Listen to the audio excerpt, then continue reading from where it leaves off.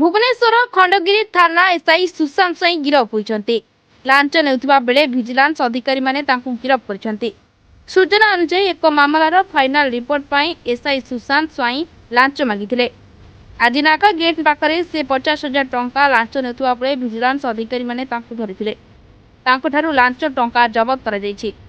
सुशांत सहित चिरंजीव बल नामक जड़े डाटा एंट्री ऑपरेटर को मध्य गिरफ कर चिरंजीव एतलाकारी लांच नहीं सुशांत को देउथिबा बेले विजिलेंस उभय को धरला।